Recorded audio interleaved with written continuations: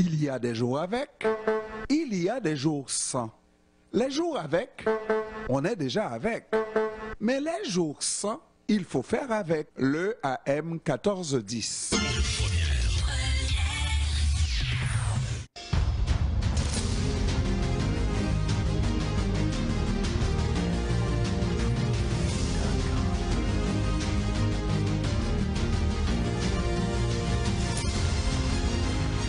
Il est 16h37 minutes. Nous accueillons le professeur Milou de Chenoufi, membre de l'Observatoire sur le Moyen-Orient et l'Afrique du Nord et également professeur de sciences politiques au Collège militaire royal du Canada. Bon après-midi, professeur Chenoufi.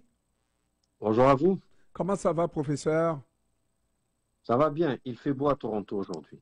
À Toronto, il fait beau. Ici aussi, à Montréal, il fait beau. Il fait beau. Donc, c'est le beau temps qui s'en vient, mais il n'y a pas de répit à Gaza, professeur. Et de plus en plus de voix s'élèvent pour demander qu'on arrête cette guerre parce que dans certains groupes parlent littéralement de situation qui va amener vraiment à la fin de la bande de Gaza et surtout au fait qu'on va devoir enterrer presque tout le monde parce que tous les jours, les bombes pleuvent sur Gaza.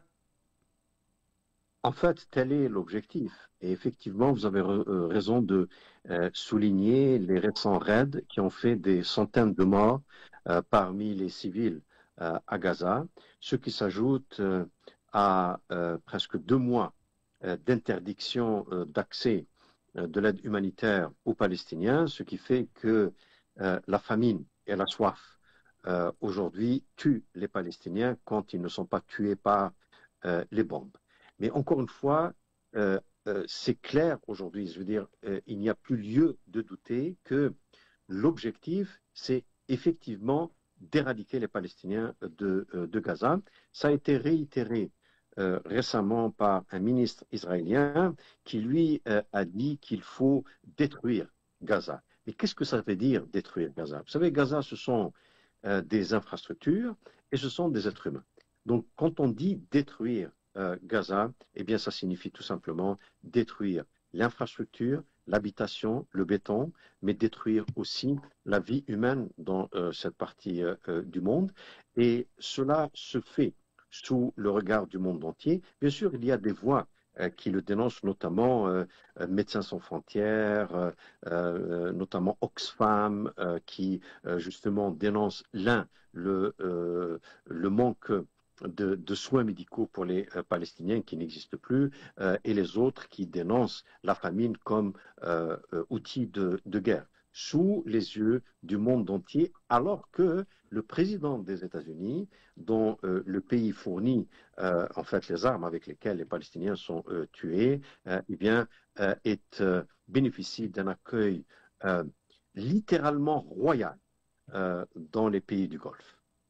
Ouais. Donc, la bande de Gaza et la Palestine est abandonnée à son sort. Absolument, en tout cas, pour le moment, c'est le cas. Et c'est abandonné d'une part par, comme on l'a dit très souvent sur votre antenne, par le seul État qui peut avoir une influence sur Israël, à savoir les États-Unis, mais abandonné également par les États arabes qui se disent des États influents. Là, je parle bien entendu de l'Arabie saoudite, je parle du Qatar, je parle des autres monarchies, et abandonnés par des pays qui historiquement avaient soutenu les Palestiniens, comme par exemple la Syrie, qui aujourd'hui a totalement abandonné les Palestiniens dans l'espoir donc d'avoir de meilleures relations à la fois avec les pays du Golfe, avec les États-Unis et avec Israël. Et l'histoire retiendra que c'est la honte qui va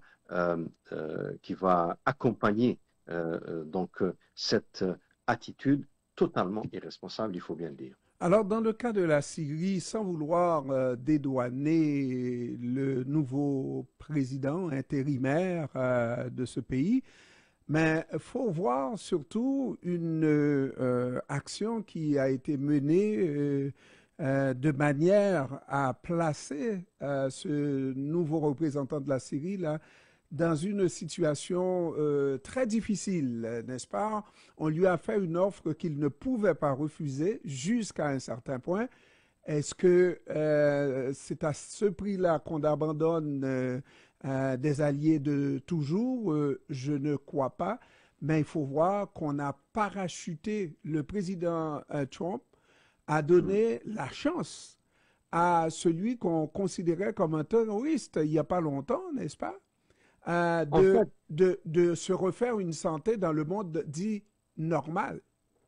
exactement, exactement. Et vous savez, c'est un homme sur lequel pèsent de très sérieux soupçons de crimes de guerre qu'il aurait commis ou ordonné à l'époque où il était chef de guerre pendant la guerre civile, mais c'est aussi sous son autorité en tant que président de fait. Personne ne l'a élu. C'est quelqu'un qui s'est imposé par les armes comme président de la Syrie, et c'est sous sa gouverne que des massacres de civils se sont produits il y a quelques semaines sur une ville côtière de la Syrie, et c'était des civils innocents qui en ont fait les frais. Les vidéos horribles sont présents. C'est aussi sous sa gouverne que beaucoup de pression est exercée sur les minorités, notamment les minorités religieuses, et c'est sous sa gouverne que autant de pression également est exercée sur les femmes pour qu'elles se comportent ou se conforment à un mode de vie fanatique.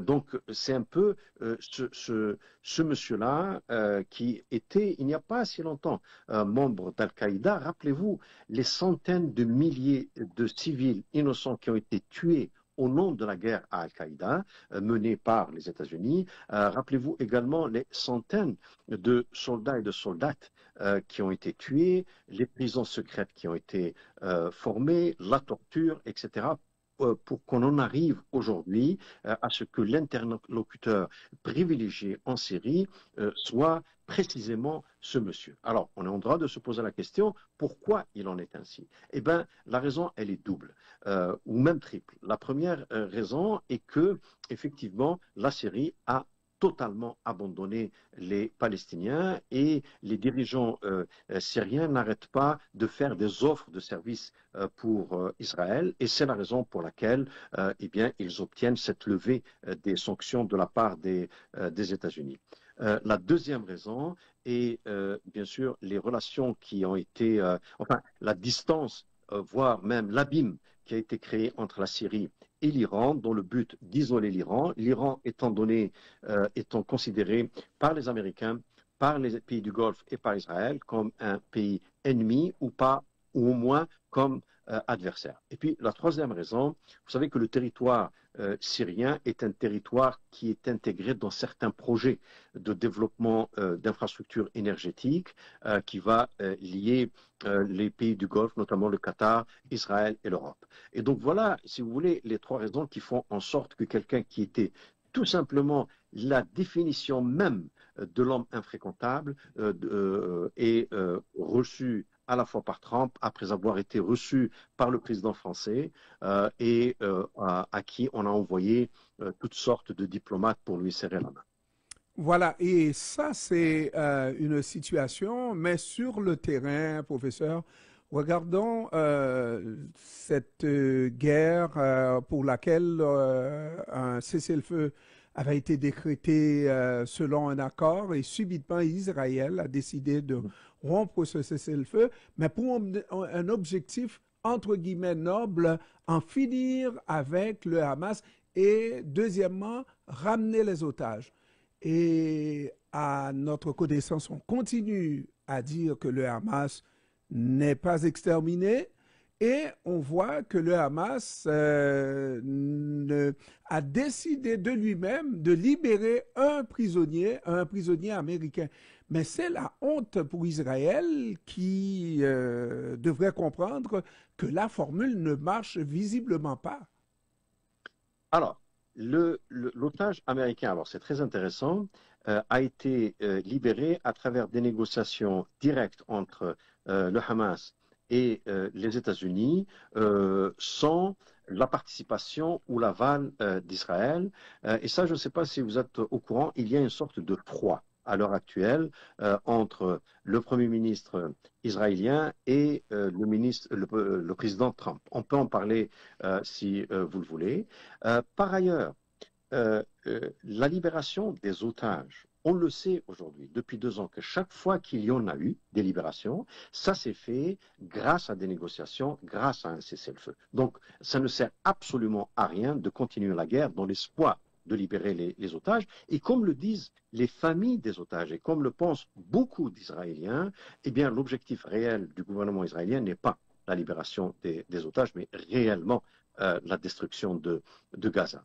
Enfin, ce prétexte de la destruction de Hamas, là aussi, on a eu l'occasion sur vos ondes de dire que le Hamas incarne peut-être de la pire des manières, parce qu'il s'est attaqué à des civils, c'est clair, et ça peut être considéré comme des crimes de guerre, ce qu'il a fait le 7 octobre 2023, eh bien, le Hamas n'est néanmoins pas plus que l'incarnation d'une idée. C'est l'idée de la résistance à l'occupation israélienne. Alors, si vous voulez vous débarrasser du Hamas, il faudrait peut-être vous débarrasser d'abord des causes qui ont conduit à l'apparition du Hamas. Vous savez, il ne faut pas hésiter à le répéter.